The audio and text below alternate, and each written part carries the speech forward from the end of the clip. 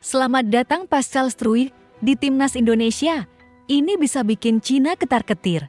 Atmosfer panas mulai terasa menjelang laga penentuan antara Timnas Indonesia melawan Cina pada 5 Juni tahun 2025 mendatang dalam lanjutan grup C kualifikasi Piala Dunia 2026 zona Asia. Pertandingan krusial ini akan digelar di Stadion Utama Gelora Bung Karno, Jakarta. Dan diprediksi menjadi salah satu laga paling menentukan nasib dua tim yang kini berada dalam tekanan besar. Timnas Indonesia saat ini menempati posisi keempat klasemen sementara grup C dengan koleksi 9 poin hasil dari 8 pertandingan.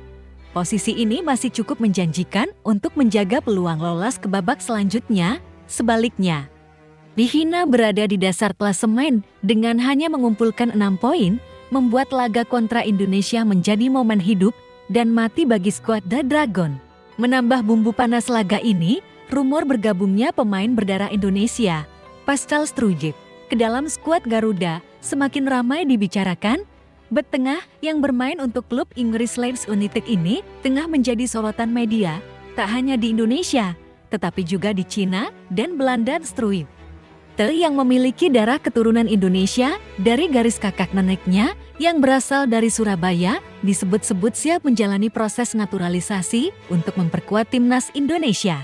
Dengan postur tinggi, menjulang 1,91 meter, dan pengalaman bertanding di kompetisi elit seperti English Championship dan Premier League, Struijk dianggap sebagai aset penting yang bisa memperkokoh lini belakang timnas Indonesia. Pemain berusia 25 tahun ini sebelumnya berharap masuk dalam skuad timnas Belanda. Namun, persaingan ketat di lini pertahanan Oranje membuat peluangnya menipis. Kini, pintu menuju timnas Indonesia terbuka lebar, apalagi setelah ia tertangkap kamera duduk berdampingan dengan pelatih Patrick Kluivert saat Leeds United menjamu Oxford United pekan lalu. Langkah tersebut makin menguatkan spekulasi bahwa Struijk serius mempertimbangkan untuk membela Garuda dalam laga-laga krusial ke depan. Apabila proses administrasi naturalisasi berjalan lancar, sang pemain bisa langsung tampil saat Indonesia menjamu Cina dan Jepang pada Juni mendatang. Kabar ini ternyata menimbulkan kekhawatiran di kubu lawan, khususnya media Cina. Media lokal di sana menilai bahwa kehadiran pemain sekelas Struijk bisa menjadi ancaman serius bagi peluang Cina untuk mencuri poin dari laga tandang mereka di Jakarta. Dengan menyebut situasi ini sebagai mimpi buruk baru, bagi The Dragon, media Cina menggambarkan betapa berbahayanya timnas Indonesia jika diperkuat oleh bek sekelas Eropa. Cina yang sebelumnya masih menaruh asa untuk merangkak naik di klasemen harus menghadapi kenyataan pahit bahwa mereka bisa semakin terbenam jika gagal meraih poin dalam 2 laga sisa. Kehadiran Struijk di skuad Garuda bisa membuat pertahanan Indonesia lebih tangguh dan terorganisir.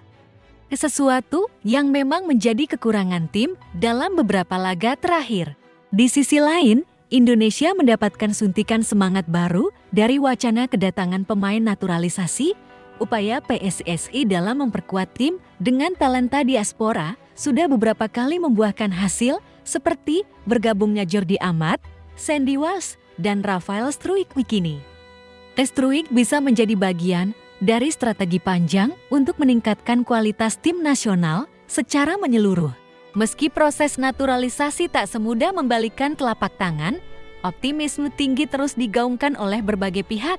Jika berhasil bergabung tepat waktu, Struijk bisa menjadi pembeda saat menghadapi tekanan dari tim-tim besar seperti Cina dan Jepang di laga tersisa.